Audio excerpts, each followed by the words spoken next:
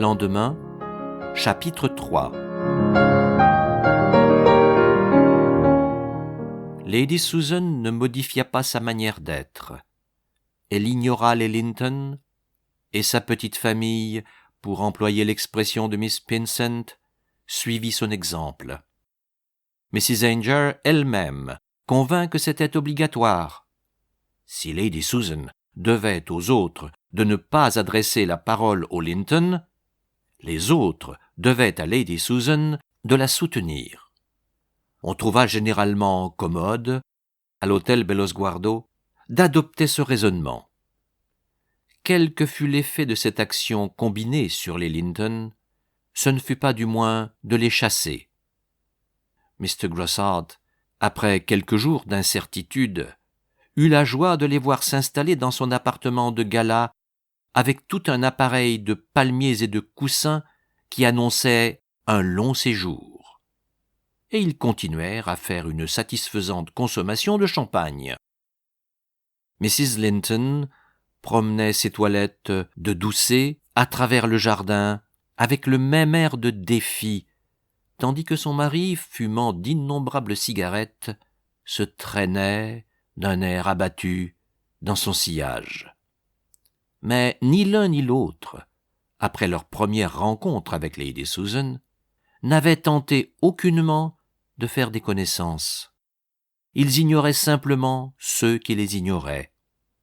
Miss Pinsent le faisait observer avec un peu de rancune. Il se comportait exactement comme si l'hôtel eût été vide. Lydia fut donc désagréablement surprise quand, levant les yeux, un jour qu'elle était assise dans le jardin, elle découvrit que l'ombre soudain projetée sur son livre était celle de l'énigmatique Mrs. Linton. « J'ai à vous parler, » dit celle-ci de la belle voix chaude, mais un peu brusque, qui s'accordait si bien avec sa toilette et son teint. Lydia tressaillit. Elle, certainement, n'éprouvait pas le besoin de parler à Mrs. Linton. « Puis-je m'asseoir là ?» continua l'autre, fixant ses yeux outrageusement peints sur le visage de Lydia. « Ou bien avez-vous peur d'être vue avec moi ?»« Peur ?» Lydia rougit. « Asseyez-vous, je vous en prie. Qu'avez-vous à me dire ?» Mrs. Linton, avec un sourire, approcha une chaise et croisa l'une sur l'autre ses chevilles chaussées de bas à jour. « Je désirerais savoir ce que mon mari a dit au vôtre hier soir. » Lydia pâlit. « Mon mari au vôtre ?» reprit-elle avec hésitation. « Ne savez-vous pas qu'ils se sont enfermés ensemble pendant des heures dans le fumoir après que vous êtes remonté ? Mon époux ne s'est couché qu'à 2 heures, et même alors je n'ai pas pu tirer de lui un seul mot. Quand il veut être insupportable, il n'a pas son pareil. » Les dents et les yeux de Mrs. Linton jetèrent à Lydia un éclair persuasif. « Ne me direz-vous pas ce qu'ils ont raconté ? Je sens que je peux avoir confiance en vous. Vous avez l'air si aimable. Ce que j'en fais, du reste, c'est pour son bien. Le pauvre garçon est si bêta. J'ai peur qu'il ne se soit fourré dans quelque pétrin. Ah, si seulement il voulait écouter sa bonne vieille femme. Mais ils lui écrivent sans cesse et l'excitent contre moi, et je n'ai personne autre à qui m'adresser. » Elle posa la main sur la main de Lydia, avec tout un cliquetis de bracelets. « Vous m'aiderez, n'est-ce pas ?» Lydia se recula, intimidée par son ardeur souriante. « Je suis désolée, mais je crains de ne pas comprendre. Mon mari ne m'a pas parlé du vôtre. » Les noirs sourcils de Mrs. Linton se froncèrent. « Est-ce bien vrai ?» Lydia se leva. « Oh, je vous en prie, ce n'est pas ce que j'ai voulu dire. Il ne faut pas me ramasser comme ça. Ne voyez-vous pas que je suis bouleversée ?»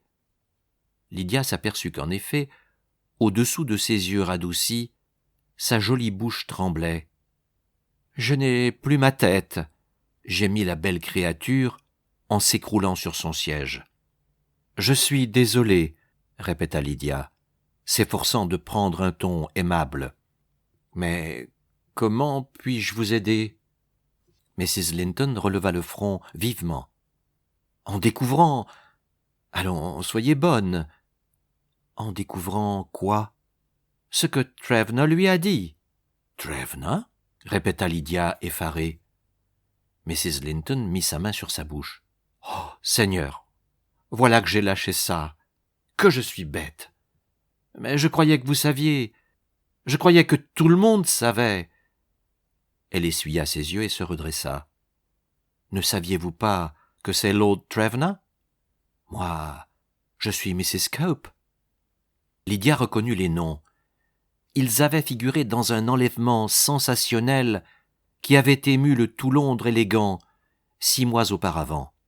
« Maintenant que vous savez ce qu'il en est, vous comprenez, n'est-ce pas ?» continua Mrs. Cope sur un ton suppliant. « Oui, je savais bien que vous comprendriez. C'est pourquoi je suis venu à vous. Je suppose que lui, il a eu le même sentiment à l'égard de votre mari. Il n'a parlé à personne autre ici. » Son visage redevint anxieux. « Il est horriblement timide en général. Il dit qu'il souffre de notre situation, comme si ce n'était pas à moi d'en souffrir. Mais quand il est en veine de bavardage, on ne peut pas savoir ce qu'il racontera. Je sens qu'il a ruminé quelque chose ces jours-ci, et il faut que je découvre quoi. Il le faut, dans son intérêt. Je lui dis toujours que je ne pense qu'à son intérêt. Ah, si seulement il avait confiance en moi. Mais il a été si drôle ces jours-ci. Je ne sais pas ce qu'il peut comploter. Vous m'aiderez, n'est-ce pas, ma chère ? » Lydia, qui était restée debout, se détourna mal à son aise. « Si vous prétendez que je découvre ce que Lord Trevna a dit à mon mari, je crains fort que ce ne soit impossible. »« Pourquoi impossible ? » ?»« Parce que je présume qu'il l'aura dit en confidence. » Mrs. Cope la regarda, incrédule.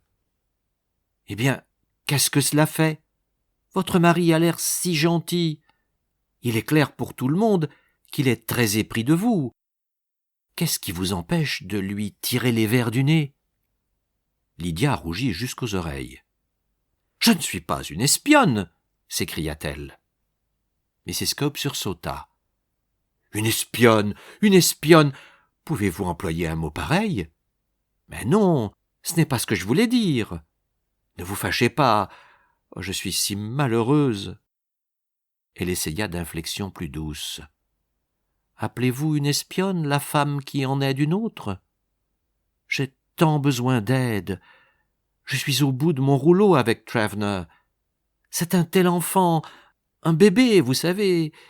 Il n'a que 22 ans. » Elle baissa ses paupières soulignées. « Il est plus jeune que moi, pensez donc, de quelques mois plus jeune. Je lui répète qu'il devrait m'écouter comme si j'étais sa mère.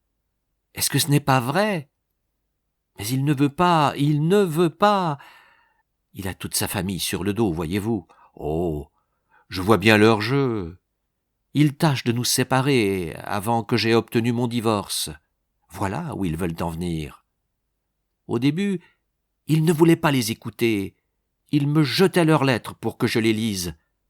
Mais maintenant, il les lit lui-même, et j'ai idée qu'il y répond. Il est toujours enfermé dans sa chambre à écrire. Si je connaissais seulement son plan, je pourrais l'arrêter court. C'est un tel nigaud. Mais il est aussi très dissimulé. Il y a des moments où je ne le comprends plus. Mais je sais qu'il a tout dit à votre mari. Je l'ai vu hier soir au premier coup d'œil. Et il faut que je découvre. Il faut que vous m'aidiez. Je n'ai personne autre à qui m'adresser. » Elle saisit la main de Lydia et la pressa frénétiquement. « Dites que vous m'aiderez, vous et votre mari, dites-le !» Lydia tâcha de se dégager. « Ce que vous demandez est impossible. Vous devez bien le voir. Personne ne peut s'immiscer dans cette affaire-là. » L'étreinte de Mrs. Cope se resserra encore. « Vous ne voulez pas ? Vous ne voulez pas ? Certainement non. Lâchez-moi, je vous prie. Mrs. Cope la lâcha, en éclatant de rire. Oh, vous pouvez aller, parbleu. Je ne vous retiendrai pas de force. Irez-vous de ce pas dire à Lady Susan Condit que nous faisons la paire? Ou bien voulez-vous que je me charge de l'éclairer? Lydia restait immobile, au milieu de l'allée, ne voyant plus son adversaire qu'à travers une brume d'épouvante. Mrs. Cope riait toujours. « Vous savez, ma chère, je ne suis pas méchante, mais vous en exigez un peu plus qu'il ne faut en demander à une créature en chair et en os. C'est impossible. C'est impossible. Il faut que je vous lâche, oui. Vous êtes trop comme il faut pour vous mêler de mes affaires, n'est-ce pas? Mais, petite bête, la première fois que je vous ai vue, j'ai compris que vous et moi, nous étions toutes les deux à fourrer dans le même sac. Voilà pourquoi je me suis adressé à vous. » Elle fit un pas, et son sourire se dilatait en approchant de Lydia, comme une lampe à travers le brouillard. « Vous avez le choix, vous savez. Je joue toujours franc jeu. Si vous le dites vous-même, je promets de me taire. Eh bien, qu'est-ce que vous décidez ?» Lydia, machinalement, avait commencé de s'éloigner pour échapper à cette furieuse rafale de paroles. Mais, à cette sommation, elle se retourna et vint se rasseoir. « Allez, dit-elle simplement, je reste ici.